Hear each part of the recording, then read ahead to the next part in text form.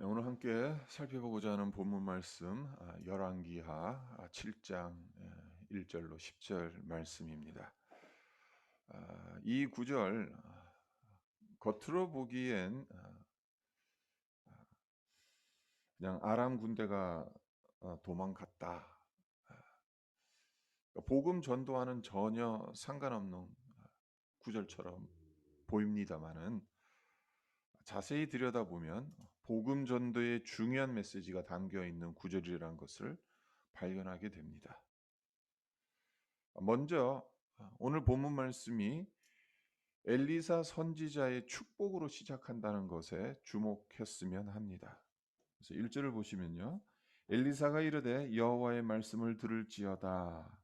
여호와께서 이르시되 내일 이맘때에 사마리아 성문에서 고운 밀가루 한 쌀을 한 세겔로 매매하고 보리 두 쌀을 한 세겔로 매매하리라 하셨느니라.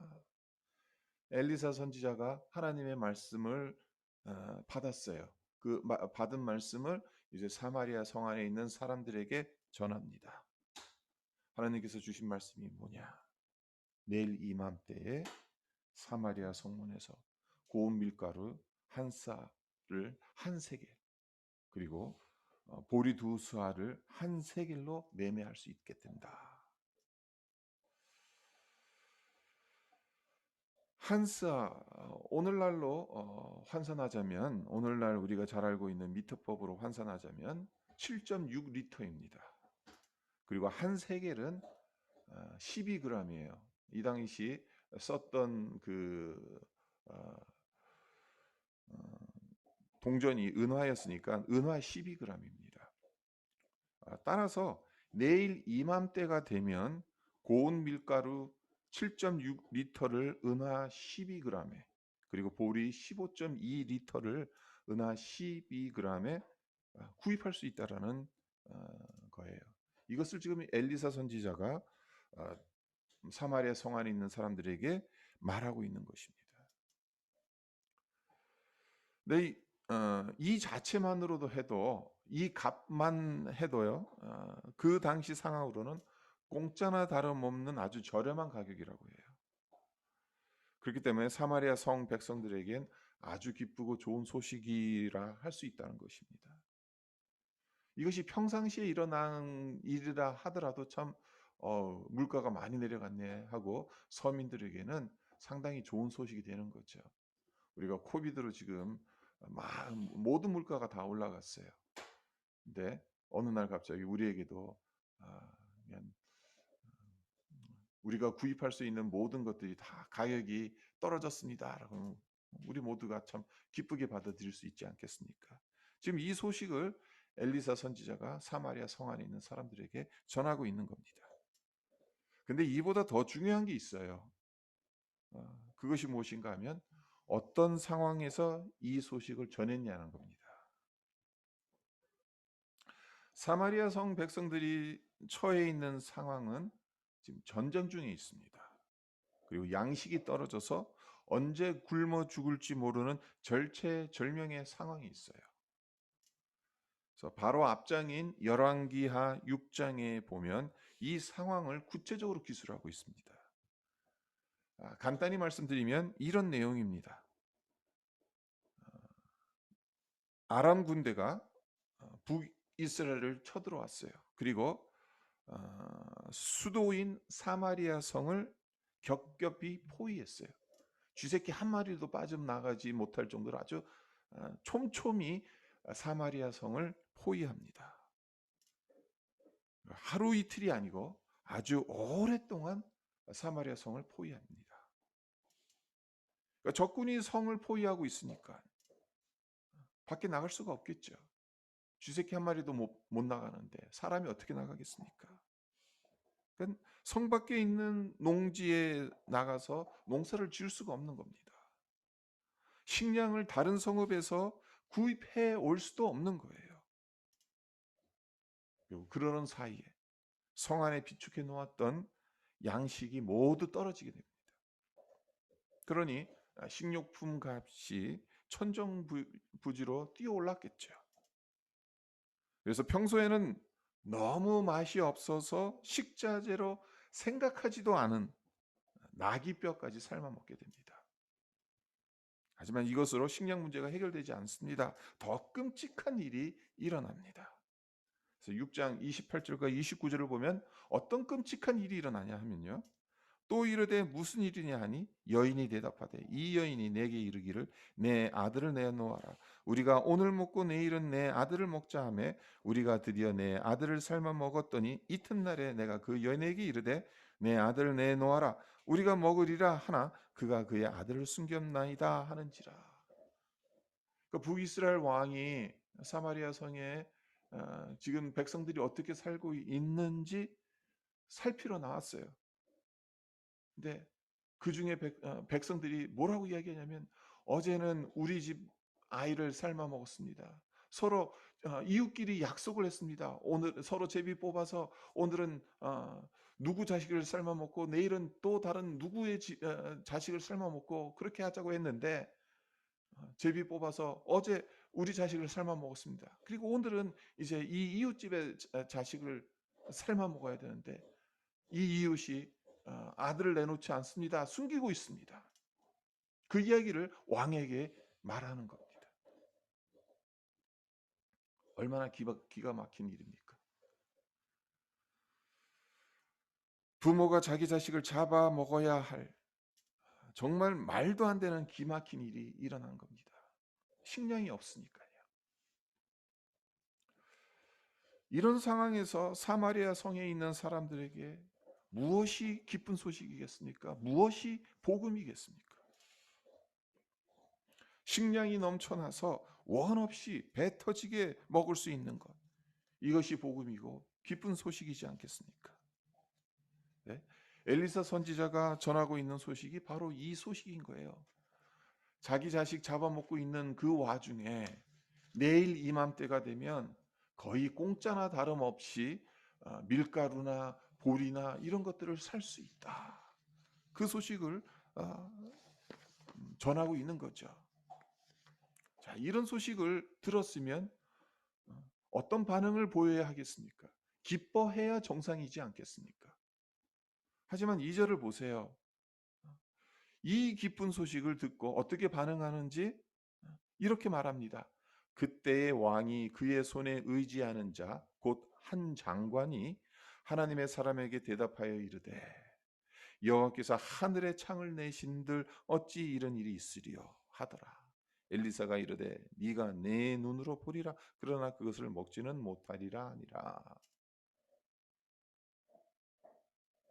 그러니까 왕의 신임을 받고 있는 어떤 한 장관이 엘리사에게 이렇게 말하는 거예요. 하늘에서 하나님께서 하늘에 창을 내신들 이런 일이 일어날 수가 없다는 거예요. 그 값으로는 도저히 보리나 밀가루를 살 수 없다는 거예요. 불가능하다는 겁니다. 그런 소리 하지 말라는 겁니다. 엘리사의 말을 믿지 못하는 거죠. 우리 역시 복음을 전하다 보면 이런 경우를 겪게 될 때가 많습니다. 내 딴은 열심히 복음을 전했는데도 돌아오는 반응은 시큰둥할 때가 많아요. 그래서 정말 계란으로 바위치는 것과 같다는 생각이 들 때가 있어요. 그러나 우리는 우리 할 일만 하면 됩니다. 결과는 하나님께 맡기면 돼요. 눈에 보이는 반응, 결과에 낙심하지 말고 복음이 능력임을 확신하고 예수님이 생명임을 확신하고 담대하게 선포하면 되는 겁니다. 근데 오늘 이 이야기, 오늘 본문 말씀의 이야기는 이것이 주된 내용이 아니죠. 사실은 그 포커스, 하이라이트는 3절 이후에 있습니다. 그래서 3절, 4절을 보도록 하죠. 성문 어귀에 나병 환자 4사람이 있더니 그 친구에게 서로 말하되 우리가 어찌하여 여기 앉아서 죽기를 기다리랴. 만일 우리가 성읍으로 가자고 말한다면 성읍에는 굶주림이 있으니 우리가 거기서 죽을 것이요. 만일 우리가 여기에 머무르면 역시 우리가 죽을 것이라. 그런즉 우리가 가서 아람 군대에게 항복하자. 그들이 우리를 살려두면 살 것이요 우리를 죽이면 죽을 것이라 하고. 지금 성 안으로 들어가도 먹을 것이 없다. 성 안의 사람들이 지금 당나귀 뼈다구 삶아 먹고 자기 아들 딸들 삶아 먹고 있는 와중에 우리가 들어간들 저들이 우리에게 먹을 걸 내주겠느냐? 그리고 우리가 여기에 머문다면 그래도 굶어 죽는 거 아니냐?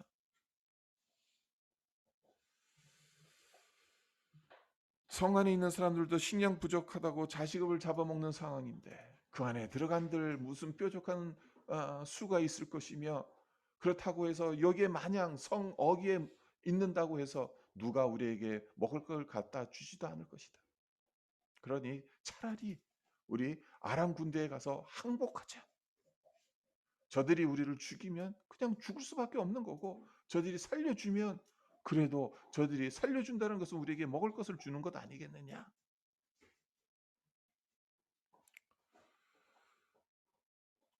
참 맞는 말이죠. 뭐 성 안에 들어가도 해결책이 없어요. 성 어귀에 머물고 있어도 해결책이 없어요. 방법은 하나밖에 없어요. 아람 군대에 들어가는 거예요. 그렇게 해서 아람 군대로 갔어요. 네. 죽을 각오로 아람 군대 진영에 갔더니 도저히 믿겨지지 않는 일이 그들 눈앞에 펼쳐져 있는 거죠. 그 많던 군사가 어디로 갔는지 진영 안에 아무도 없습니다. 심지어 양식이 산더미처럼 쌓여 있는 거예요. 아람 군대에 무슨 일이 일어난 겁니까? 6장 7장 6절과 7절을 보시면 그렇게 이야기를 합니다. 이는 주께서 아람 군대로 병거 소리와 말 소리와 큰 군대의 소리를 듣게 하셨으므로 아람 사람이 서로 말하기를 이스라엘 왕이 우리를 치려하여 헷 사람의 왕들과 애굽 왕들에게 값을 주고 그들을 우리에게 오게 하였다 하고 해질 무렵에 일어나서 도망하되 그 장막과 말과 나귀를 버리고 진영을 그대로 두고 목숨을 위하여 도망하였습니다. 그러니까 간밤에 하나님께서 엄청난 사건을 일으키십니다. 아람 사람들의 귀에 아주 요란한 말발굽 소리, 무수한 군대가 쳐들어오는 것 같은 굉장한 소리를 들려주세요. 실제로는 그런 일이 일어나지 않았는데, 그러니까 저들이 환청을 듣게 하시는 거죠.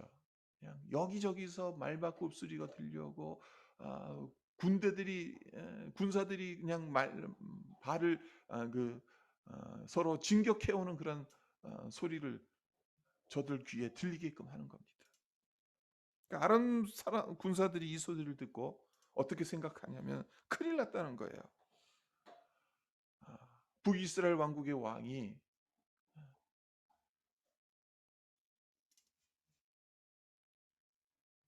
사람을 보내서 햇나라 그리고 또 애굽의 사람을 보내서 용병을 청했나 보다.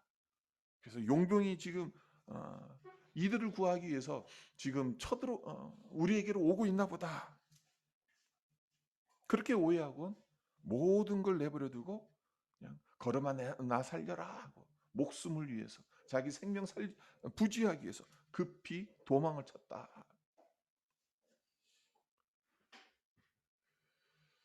자, 여기서 4명의 나병 환자들을 한번 생각해 보십시오. 나병 환자들은 이 사실을 전혀 몰랐어요.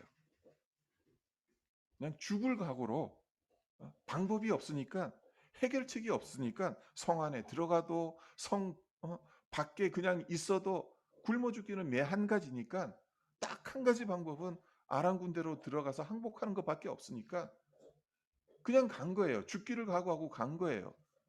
밤새 이런 일이 일어났을 것이라고는 전혀 상상도 못한 채, 전혀 예상도 하지 못한 채 갔단 말이에요. 네. 나병 환자들 입장에선 아람 군대 진영에 들어갔더니 사람이 아무도 없어요. 그러니 완전 횡재한 거나 다름없죠. 8절을 보십시오. 그 나병 환자들이 진영 끝에 이르자 한 장막에 들어가서 먹고 마시고 거기서 은과 금과 의복을 가지고 가서 감추고 다시 와서 다른 장막에 들어가 거기서도 가지고 가서 감추니라. 그러니까 아람 군사들이 없는 걸 확인한 후에 나병 환자들 그냥 이 장막 저 장막 돌아다니면서 먹고 싶은 거 먹고 마시고 싶은 거 마시고 또 은과 금과 의복들 가지고 싶은 것들 다 가져다가 숨겨놓고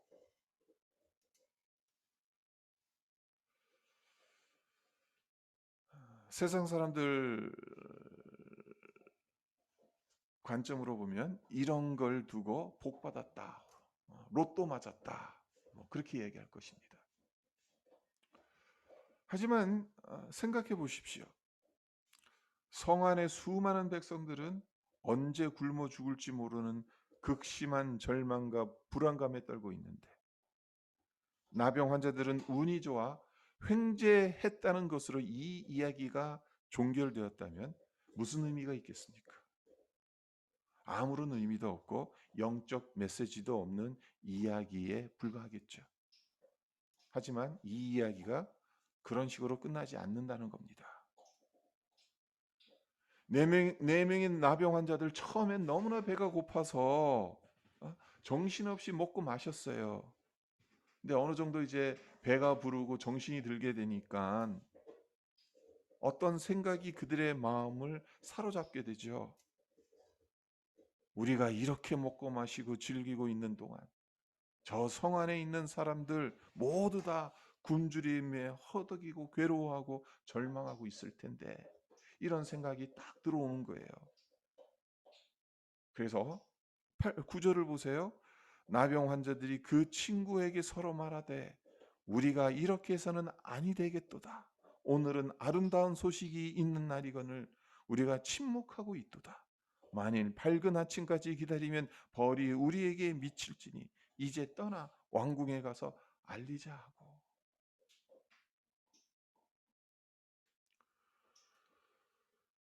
뭐 누가 누구에게 강요한 것도 아닌데 서로가 눈빛이 마주친 거예요. 서로의 눈빛이 마주치면서 서로에게 말하는 거예요. 우리가 이렇게 먹고 마시고 즐기고 있는 동안 저 성 안에 있는 사람들은 죽어가고 있다. 근데 우리가 어?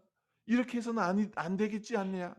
이 아름다운 소식이 있는 날인데 오늘은 아람 군대가 무슨 이유에 있는지 모르지만 다 지금 도망가고 지금 수많은 양식들이 있는데 우리가 침묵하고 있으면 안 되겠다. 이 소식을 알려야 되지 않겠냐.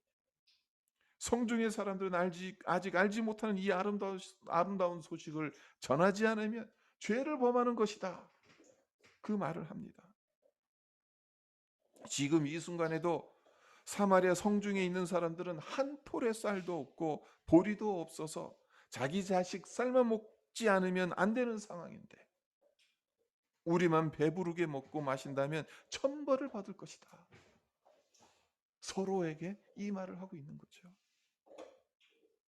그래서 내일까지 기다리지 말고 당장 이 기쁜 소식, 이 아름다운 소식을 전해야겠다는 마음을 먹고 그리고 그 즉시 성 안에는 못 들어가니까 뭐예요? 나병 환자들 성 안에 못 들어가죠.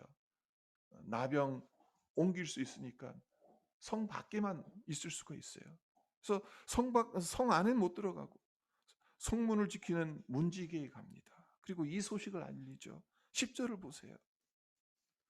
가서 성읍 문지기를 불러 그들에게 말하여 이르되 우리가 아람진에 이르러서 보니 거기에 한 사람도 없고 사람의 소리도 없고 오직 말과 나귀만 메어 있고 장막들이 그대로 있더이다 하는지라.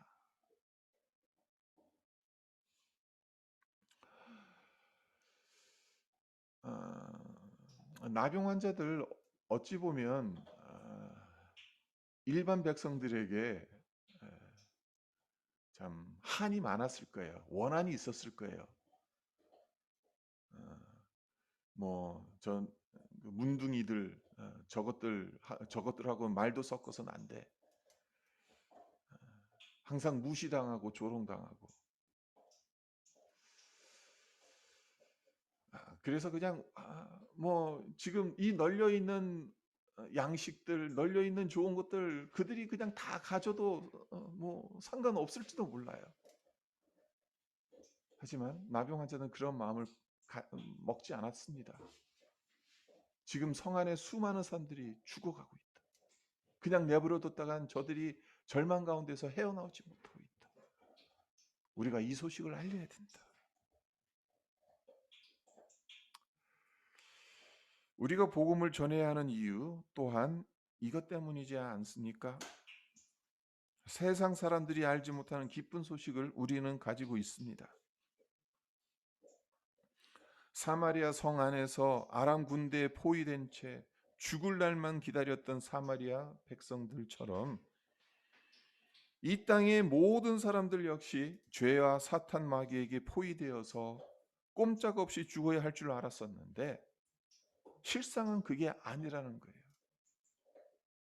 예수님께서 십자가에서 죽으시고 3일 만에 부활하셔서 대적과의 전쟁을 승리하셨는데도 세상 사람들은 안타깝게도 이 사실을 모르고 있거나 믿으려 하지 않는다는 거죠. 우리는 이 아름다운 소식을 먼저 알게 되었고 믿고 경험한 자들인데 우리만 이 기쁜 소식을 알고 있어야 하겠냐는 거예요. 우리만 복음의 그 축복들, 그 풍성함들 그것을 즐기며 살아가야 하겠냐는 거죠. 이 소식을 알리지 않는다면 벌이 우리에게 미칠 것이라는 나병 환자들의 마음, 그것이 우리의 마음이어야 하지 않겠냐는 겁니다. 말씀을 맺겠습니다.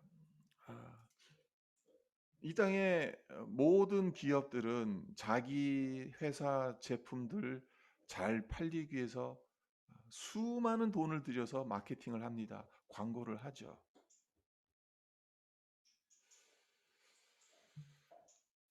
그 중에서 아주 유명한 회사, 이 세상에 코카콜라를 모르는 사람이 거의 없을 겁니다. 어느 통계기관이 조사한 바에 의하면요, 세계 인구의 97%가 최소한 한 번 이상 코카콜라에 대해서 들어봤다고 해요. 그리고 72%는 코카콜라 그 병을 직접 눈으로 보았다고 합니다. 그리고 51%는 그 코카콜라를 마셔본 경험이 있다는 거예요. 지금 현재 전 세계 인구가 한 70억 정도 되니까 68억 명 정도가 코카콜라에 대해서 한 번이라도 들어봤다는 말이 되는 겁니다. 50억 명 정도가 그 코카콜라 병을 본 적이 있다는 거예요. 36억 명 가량이 그 코카콜라를 한 번이라도 마셔봤다는 거예요. 실로 어마어마하지 않습니까? 그런데 더 놀라운 사실은 코카콜라 회사에는 지구상의 모든 사람에게 코카콜라 맛을 알게 해주겠다는 목표가 있다는 점입니다. 2억 명을 제외한 전 세계 인구가 코카콜라에 대해서 들어반 36억 명이 마셔보았는데도 그것에 만족하지 않고 지구상의 모든 사람에게 코카콜라를 마셔보게 하겠다. 코카콜라 회사의 생각과 목표의식, 우리에게 시사하는 바가 크지 않습니까? 이 세상에 코카콜라를 모르는 사람 단지 2억 명 정도밖에 안 되는데 그와 반면 예수의 복음을 아직 들어보지 못한 사람은 17억 명이나 된다는 사실, 우리는 어떻게 받아들여야 하겠습니까? 복음 전파는 하면 좋고 안 해도 그만인 선택사항이 아닙니다. 명령입니다. 그리고 수많은 명령 가운데 하나가 아닌 가장 긴급하게 가장 우선순위에 두고 가장 큰 무게를 두고 감당해야 될 지상명령입니다. 하지만 명령이기에 앞서 아름다운 소식이고 기쁜 소식입니다. 이 복음을 우리는 먼저 경험한 자들이란 거예요. 오늘 열왕기하 7장 9절 말씀. 오늘은 아름다운 소식이 있는 날이거늘 우리가 침묵하고 있도다. 만일 밝은 아침까지 기다리면 벌이 우리에게 미칠지니 이제 떠나 왕궁에 가서 알리자. 예, 코비드19로 인해 작년과 올해 모두 종려주일과 부활주일을 집에서 비대면으로 드리고 있습니다. 그리고 드려야 합니다. 그리고 주위 사람들 만나지 못하고 있습니다. 하지만 우리의 마음만큼은, 우리의 기도만큼은 우리의 죄를 대속하기 위해 십자가에 못 박혀 죽으신 예수님께서 부활하셨다는 이 아름다운 소식을 알려야겠다는 마음을 품고 기도를 드려야 하지 않겠습니까? 특별히 오랜 우리가 지금 기도 달력을 우리가 가지고 있잖아요. 하루에 1분, 2분이라도 시간을 내서 이 땅에 아직 복음을 듣지 못한 사람들, 아직 예수님이 정말 저들을 위해서 피 흘려까지 죽으셨다라는 그 사실을 아직도 모르는 사람들, 그들에게 복음이 들어갈 수 있게 해달라는 그 기도에 우리가 동참해야 되지 않겠습니까? 우리가 직접 발로 나가서 이 복음을 전하지 못한다 하더라도 이것을 위해서 수고하시는 선교사님들을 위해서 우리가 기도해야 되는 그런 책임이 있지 않나 그런 생각을 해봅니다. 그리고 힘 닿는 대로 예수의 복음을 전해야 하는 그러한 사명이 우리에게 있음을 또한 잊지 말았으면 합니다. 네, 사순절을 지나가고 있고 이제 다음 주에 종려주일, 그 다음 주에 부활주일을 맞이합니다. 매년 연례 행사처럼 우리가 이 날을 맞이하는 것이 아니라 정말 오늘은 이 아름다운 소식이 있다라는 사실, 우리에게 이미 이 아름다운 소식, 그 무엇보다 이 부활주일 얼마나 아름다운 소식입니까? 이 지구상의 모든 사람이 들어야 할 가장 복된 소식이지 않습니까? 이 복된 소식이 이 지구상의 모든 사람들에게 알려지고 전해지고 믿겨지는 그 역사가 있을 수 있도록 우리가 기도함으로 하나님 앞에 나가는 그러한 절기로 이 시간들을 보냈으면 합니다. 잠깐 기도하겠습니다. 네, 하나님 아버지, 나병 환자들 정말 죽을 각오로 아랑 군대 진영으로 들어갔습니다. 네, 그곳에서 아랑 군대 군사들이 무슨 이유에서인지 몰라도 한 사람도 없고 모든 것을 내버려 두고 도망친 것을 발견합니다. 하나님, 그곳에서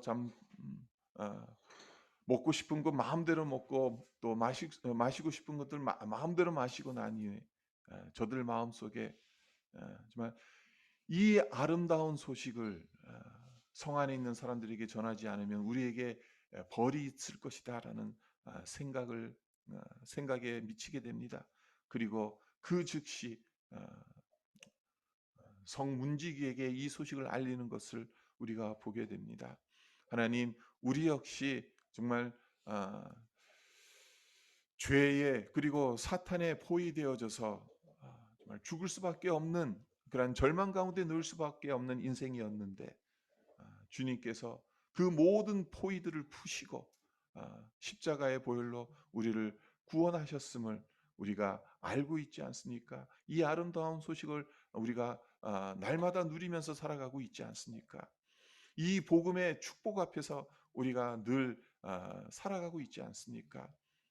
하나님, 그러나 여전히 이 땅에 이 소식을 알지도 못하고 듣지도 못하고 믿지도 못하는 하나님 그러한 수많은 영혼들이 있음을 하나님 기억할 수 있게 하여 주시고 저들을 위해서 기도할 수 있는 저들에게 마음을 쏟을 수 있는 하나님 그렇게 해서 우리가 정말 하나님께서 우리에게 허락하신 이 귀한 아름다운 소식 이 축복을 나누며 살아가는 복된 인생이 되게 하여 주시옵소서. 그렇게 종려주일과 또한 부활주일 그리고 우리의 삶을 그렇게 준비하며 그것을 실행하며 살아가는 인생이 되어질 수 있도록 함께하여 주시옵소서. 감사드리며 예수님의 이름으로 기도합니다.